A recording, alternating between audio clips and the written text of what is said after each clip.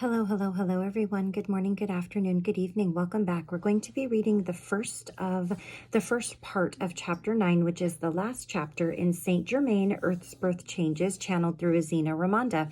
This chapter is just a hodgepodge of questions and answers, and there are a lot of them, probably over 50 pages, I think I counted. So we're going to break this up into 3 separate videos, so as just to keep them from being too long and from doing an information overload, which I think we've received so much information in this book alone. So let's go ahead and get started. Chapter 9, Earth's Birth Changes, second session is how it's titled. Part 1. And he's asking, be there, query. I would desire you to understand that when I ask for query, there is couched within the very core of it the response. It is the purpose of this interaction to gently and lovingly tug those question marks into exclamation points or explanation marks. Question. Saint Germain, you made reference to our archaeologists and the carbon dating, and you mentioned that the carbon dating was not giving them the results because the beings who were on this planet before were of silica types. Could you please explain what types of bodies it would be possible to have if they were silica-based? And he says, elastic, a bit translucent.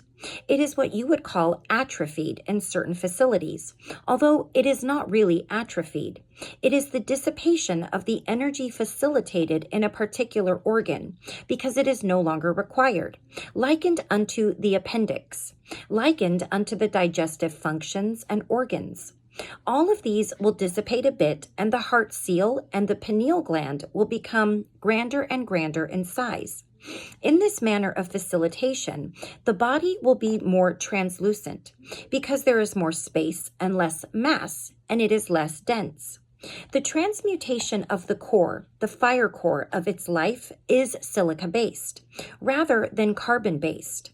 Carbon has a tendency to resonate to third density, and silica, or crystal, if you would call it that, is resonant unto a higher consciousness, a consciousness of clarity and multifaceted expression. You have degenerated into limitation, for you indeed desired to create the panache of limitation, to play the game of life on this plane, and you are enjoying yourself. That is why you created the drama, because you enjoyed the melodrama so grandly. Question, do you then mean that we were seeded from another planet? Of many other star systems, 33 systems, and that may be translated into 24, depending on the perspective. You were seeded of other civilizations, and that is where the laser-like creation of spontaneous generation of the ovum came forth to create life upon the planet. It was what you call immaculate conception, although it was conception through light. Question, why is there so much resistance to our space beings who have always been in contact with us? And when our people are on a greater scale, going to accept them as our helpers? When you can accept one another in your differences. You see, beloveds, they are quite different than you in appearance and physicality, if you would desire to call it that in embodiment. You judge your neighbors and your brethren because their skin color is different.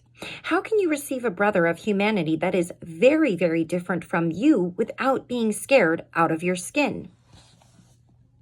Question, do they come from one particular place or different galaxies? From many time flows. You see, beloveds, this particular solar system is in the exact midpoint of creation from involution into evolution, and it is creating quite a bit of curiosity among your brothers of space. It is speaking in a manner of where the action is. So our planet is where the action is. So we draw a lot of attention because of that. And some of them come forth simply to see what all the commotion is about. And they view you and they allow you in wonderment.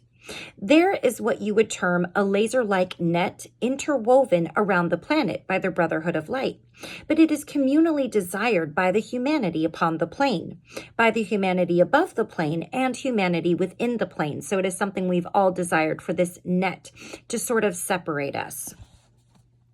And therefore, it allows an understanding of vibratory difference of nature, so that it is to be of a harmonious resonance for them to come forth into this earth, Terra, whatever you wish to call it. Question. There are other planets within our solar system like Pluto and Neptune. Are they not engaging in the dark aspects of consciousness like black magic? So would they not be attracting more attention? Your planet is like a beacon within the solar system. You radiate energy, consciousness, and thus you radiate to other dimensions and attract their attention. Likened unto tuning forks, they resonate unto you.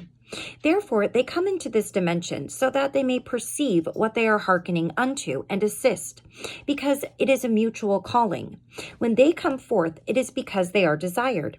And the black magic of the dark nature of your brothers, it is no different, my beloved, than the ones that are upon this planet that do not understand their light.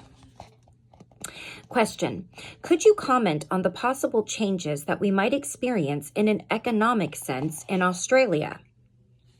If you would desire to participate in a limited understanding of what you call future and what is projected according to your now, indeed. For a while there will be a gentle increase in the value of gold.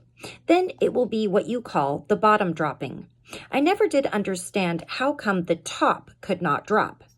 There will be a grand diverse reaction within bureaucracy, diverse in that entities will understand their sovereignty and their power to create their own energy through their auric field, and the gilded awareness of their own God I am, rather than being dependent upon gold.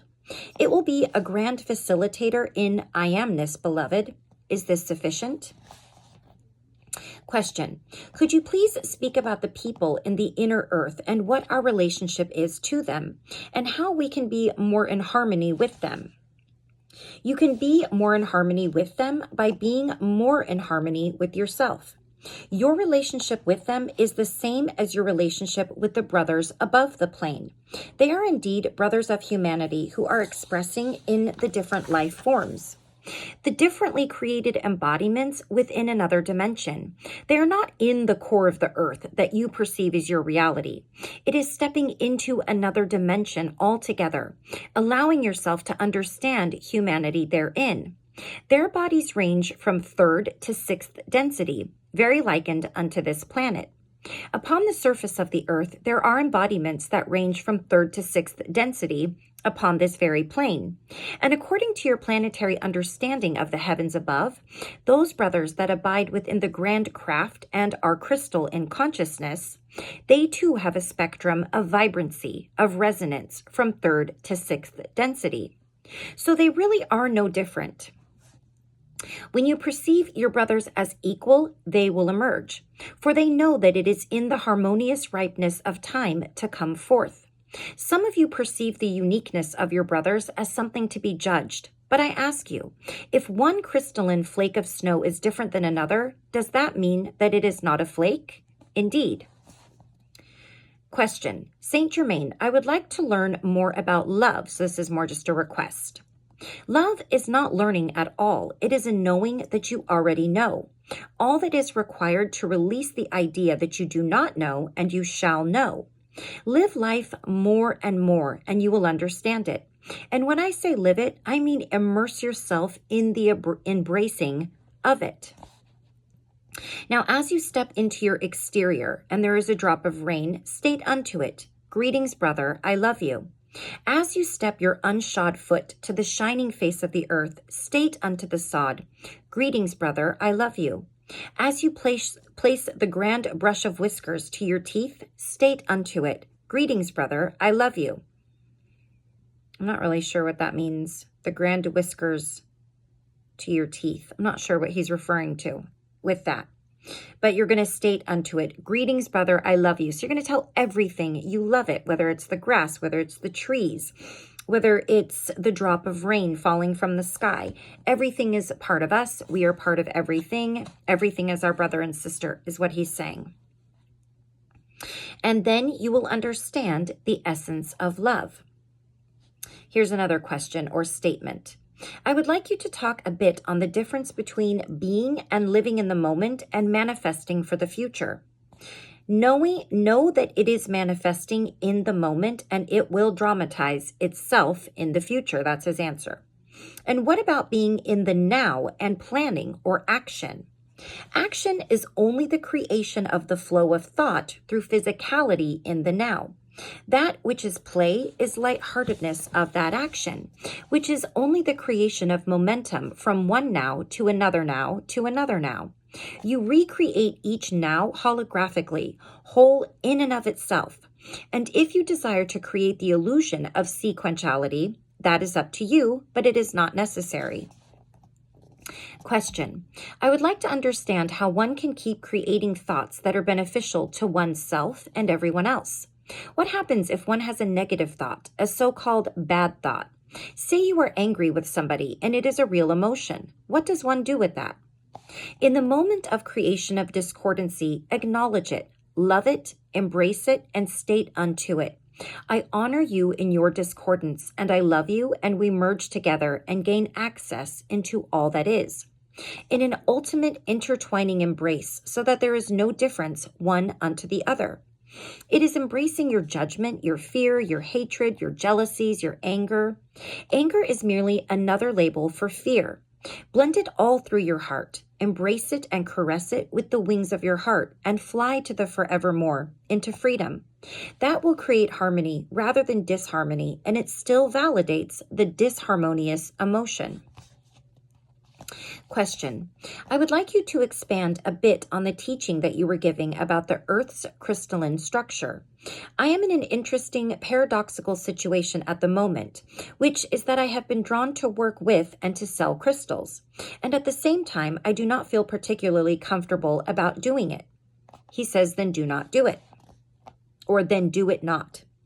Right, we are using them in healing applications, and he says, do you know that to have them present in consciousness, their physical presence is not necessary?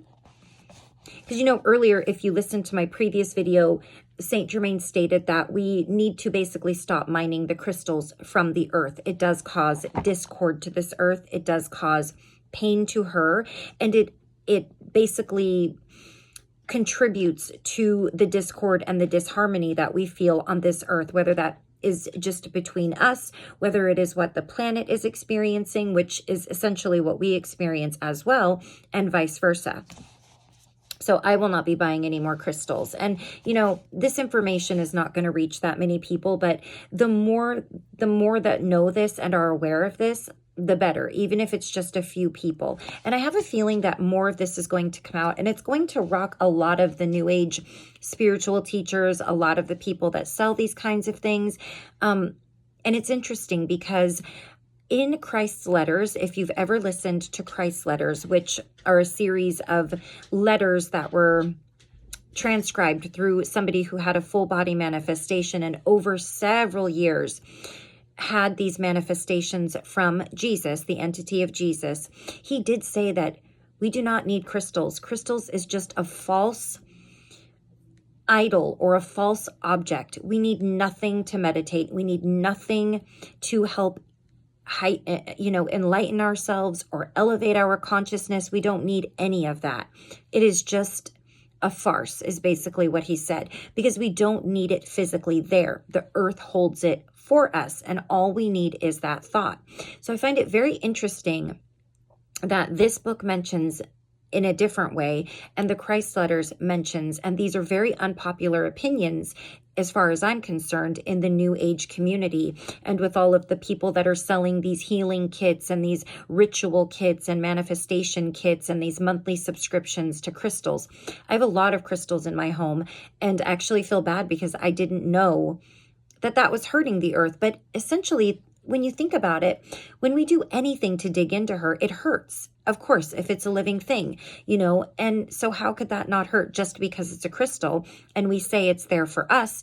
So is the land, but not necessarily to dig big holes in and, and drill in and do all of these things to her. So it does make sense to me when I think about it. That's just my personal opinion. Okay.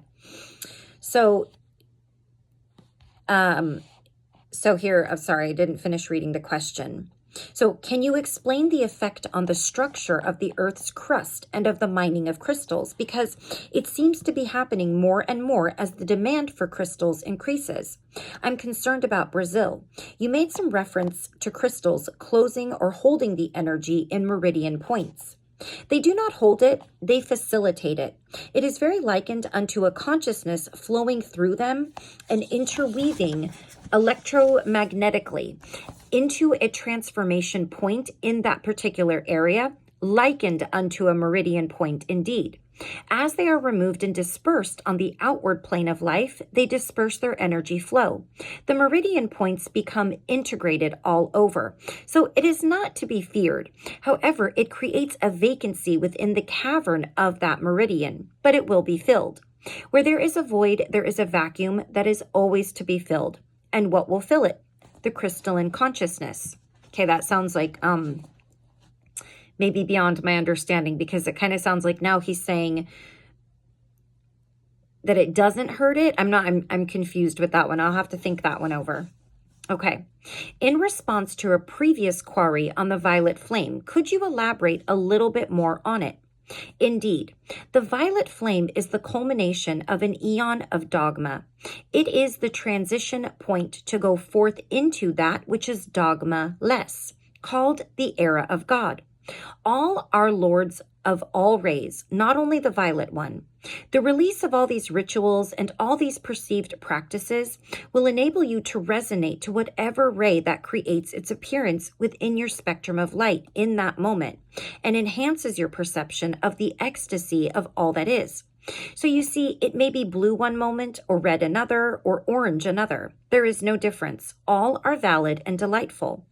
All create the clarity of the crystalline consciousness called white, which pierces into the dimension of illumination, of brilliance called golden. With the creation of more and more solar systems or universes, as it is also perceived by astronomers, the universe expands. But there is also a school of opinion that eventually the universe will contract. Is this conceivable? Is it possible? And he says that is what occurs during birthing. Question: I would have thought there would be a continuing expansion rather than any contractions, more of a thought. And he says, what occurs during birthing but expansion and contraction, beloved? It is both, not one or the other, but all of the above again.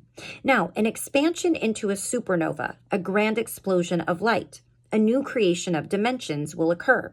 That is what they are speaking about. And the contraction is the pressure of the labor as it creates the awareness of concentration of energy into the musculature of the earth to push it forward as an impetus, as a quantum leap into that supernova of expansion. You see? My other question is there a specific focus of light in Australia? What do you call it?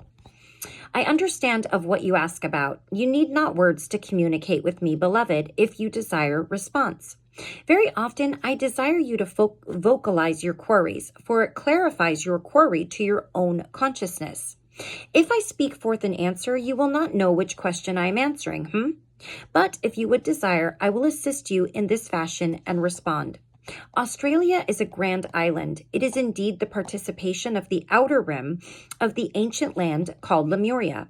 And even before Lemuria, pre-Lemurian and pre-Atlantean, it was the land called Pan. And as it is coming forth now into the awareness of new life, resurrection, into awareness of its power, it is being, pulsating, enlivening itself into the chakra called the heart of the earth. And in this pulsation point, it is emanating light and power and electromagnetism throughout the rest of the earth. It is like a center point vortex, but it is not only one, for within this particular heart chakra of earth, there are several understandings, and Australia is only one. Hawaii is another. The heart seal will begin to blend and expand as the heart of you expands to encompass all your brothers. Now I lost my spot. Here we go. The heart seal of the earth will expand to encompass all the other seals, and indeed the entire earth will be a pulsating, throbbing heart of peace and love and prosperity. The Australian continent will become known as the impetus for that awakening called I Am. It is to be a focal point, but it does not invalidate the other focal points of energy. The Middle East is another sort of focal point, but not of the same chakra. There are all sorts of chakras, with just as much validity and awareness spewing forth for your brothers and you, to participate with and to understand the embracing which is you. But indeed, that which is Australia has a special place in my heart, shall we say? But I love all the others as well. All right, let's see what we have left here. It's a lot of information. I break it up into threes, and it seems like it's not like a lot, but then it is. Okay. So someone's saying, hello, I am a new high school teacher, and I was wondering if you could give me some guidance with working and playing with high school students. That reminds me of the sign I saw upon your playground. It says, beware of the children, especially when they are driving. Now, that which you call your adolescents of this nature are coming forth to understand their God essence, and they are very timorous about it. Because of the eons of soul memory they are coming into, they have what you term confusion, and they do not know in which direction to go. They have not yet understood that it is all directions. So they quiver and quake in their shoes about what is to be their future, and they do not know their power. Therefore, they give their power to peer consciousness or peer group pressure. That is also another pressure of birthing, their awareness of themselves. They give their power to chemicals. They give it forth to creative expression. They give it to every manner of facility that is accessible to humanity in their life stream. And so you may allow them to bask indeed within your light and your grand example. Give unto them the illumination of the darkness within their heart and soul, and let them know that you offer them a banquet of understanding called Go with the Flow, and let your heart guide you. So that's what he wants them to teach, or wants the teacher to teach. Know that it is not necessary to abide by any particular preconceived rigorous structure or consideration of the children's should-nots. For when you follow your heart in integrity with the God I Am, in the integration with it, in honoring everyone else's God I Am, then you will create beauteous genius and magic, and they will be the way showers of the humanity to come. Saint Germain, you mentioned a tidal wave. How is it going to affect Australia? However you wish it to. Now, there will be some shiftings in the water levels, and the earth shall open and swallow a grand drink. Then it will belch forth a bit of heat, gases and minerals from its intestines, and deposit it within the ocean to form islands. This will create shiftings and gentle tremors within the earth plane, but it is not necessary to create a grand deluge, unless, of course, you would enjoy the view. It is not necessary to create dire circumstance and devastation because of it. As I stated, the shifting may be a gentle shifting of the plates, a little at a time, so that humanity upon the land may, little by little, adjust to it and prepare for it, but not through fear, but through the acknowledgement that Earth herself is changing, and thus humanity will shift consciousness to integrate with Earth that is changing. The tidal waves and the walls of water have all been prophesied and given much thought of concentrated energy. If you would desire, you may transmute this. But do you know what this means? Whenever you encounter someone that is all quivering and shaking about that which is to come, give them the knowing that I have reflected unto you this day, and share it diversely throughout the planet unto all your brothers, that it is totally up to them and it need not be difficult at all. I have shared that with a few people, and I feel like I could be looked at as a little bit crazy, but I really don't care. I try not to get too much into it and just give them like a loving reassurance, because I'm not really sure how to go about it. But I feel like anytime I'm met with fear, that's what I want to meet fear with, is something like this. So this next person says, good evening. Did I finish reading that? Yeah, okay. So this next person says, good evening. I honor your brilliant presentations. I have two questions. And he says, the presentations are really yours, you know. I am reflecting them unto you from your own heart. And the person says, thank you. The first question is, are there any signs of Atlantis that can be seen, whether they be under the earth or in the ocean? Atlantis, what a grand memory that is now. Indeed, I will answer you. Continue. The second question is in relation to soulmates. Could you talk to me about soulmates, what it means, and how it applies in the now? How many lifetimes do you have? All right, beloved. I love you grandly. You may relax while I respond if you wish. Atlantis. When it is stated that it is arising, it does not mean the continent. It means the consciousness. It is arising within each and every one of you. Atlantis abided upon this plane for thousands of years, thousands and thousands of years. All of you had many life streams therein, not only within Atlantis, but within Lemuria as well.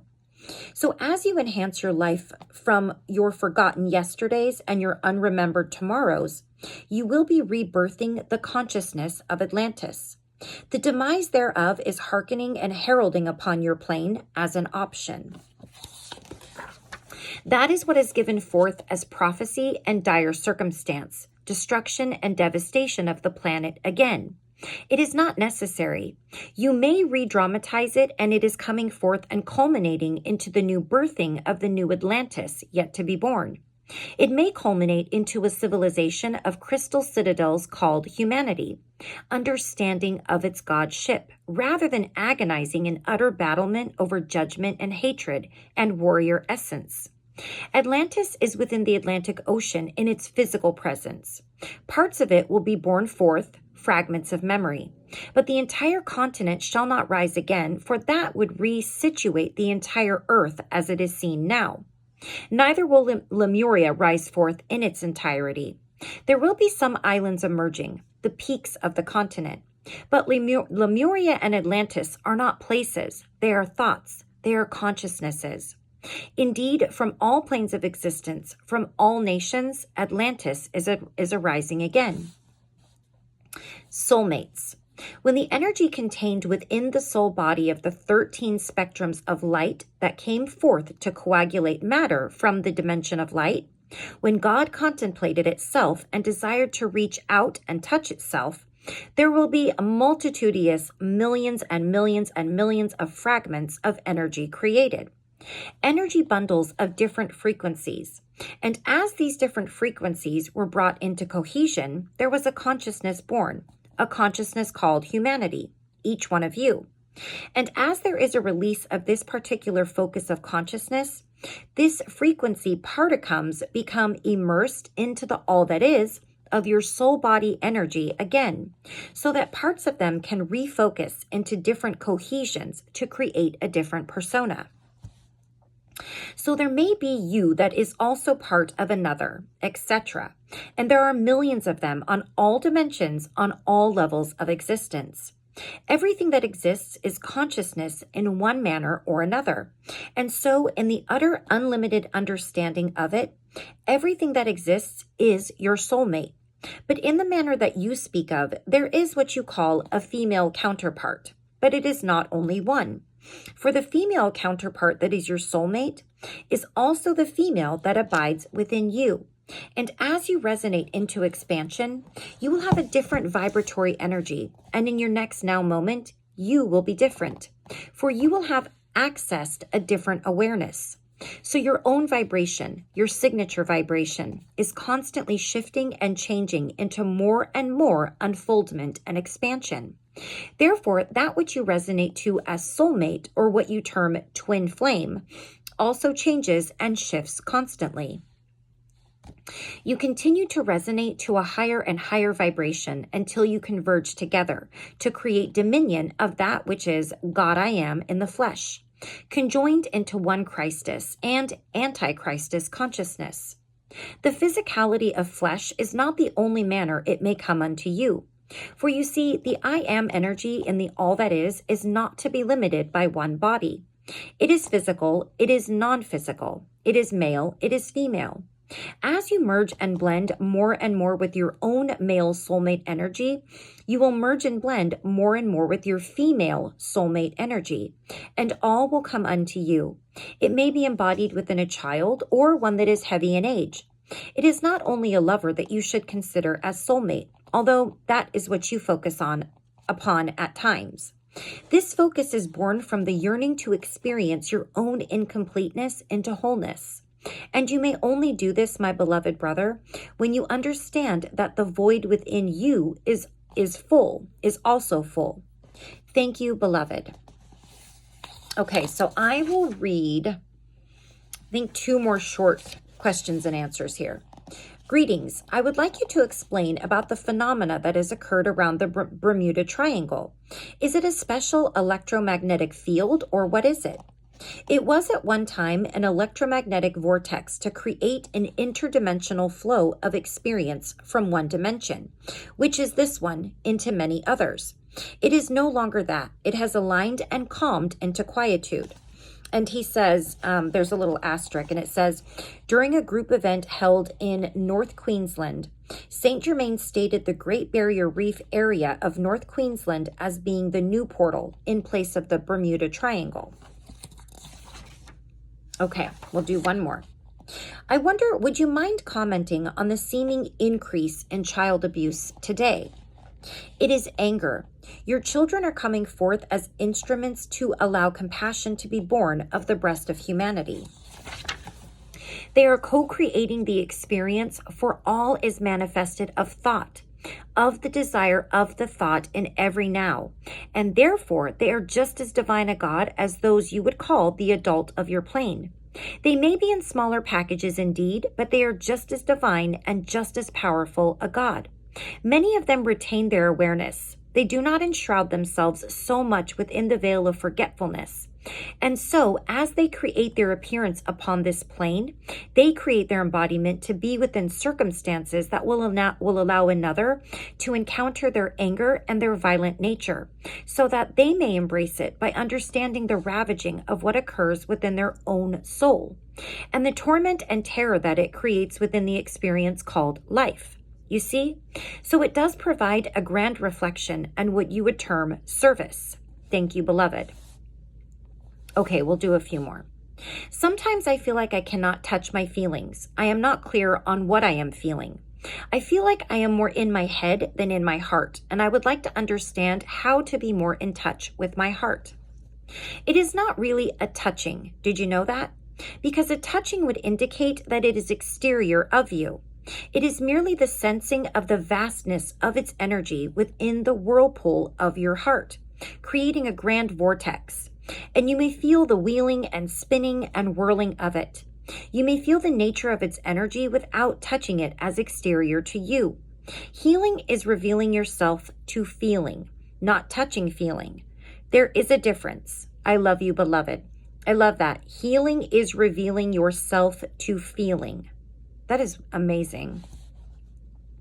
I would highly suggest, if you find yourself having difficulty with love for yourself and with others, work on opening your heart chakra, because there is nothing that will give you this sense of love and fullness for no seeming reason, but it really is a blocked heart chakra. I think a lot of the times when we have difficulty loving ourselves, loving others, loving the flaws in ourselves, holding a lot of I guess you could say, I'm at a loss for the word, holding a lot of resistance to love. That can really make a huge difference if you work on opening your chakras altogether, but specifically the heart chakra. I'm always a big believer on actually aligning your chakras and opening your chakras and having a relationship with them, because when you do, it just takes yourself to a whole other level of compassion and love and understanding and open-mindedness, not just to yourself, not just to people that think like you, but to everybody. A greater understanding and compassion and loving kindness, which is absolutely what we need. And it's it can take a little bit of time, but what isn't worth it that can take a little bit of time? And what an amazing thing to do for yourself and all of the people that are initially around you and you love, and everyone you encounter throughout the day. Okay, I think I said we'd do a few more. I am going through a beating of myself, and I understand that it is to learn to absolutely love myself. I think you said the answer is in the question, so I will not ask the question.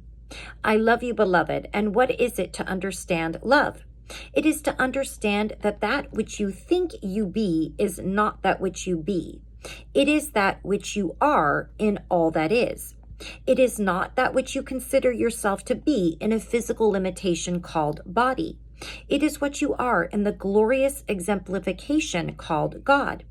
As you gaze into your mirror, know beyond the face and feature. See God, the glorious glow reflected unto you. Know that what you have created as your experience is delicious. Delight and savor it, every moment of it, every fragment of its stew, and feel not grievous about anything, for all is grand, and grief is merely non-acknowledgement of its grandeur. Indeed, beloved, I salute you and honor you in the jewel of you, for you are beautiful. Bless you for that, they say, and I will learn to love every minute of it. And Saint Germain says, thank you.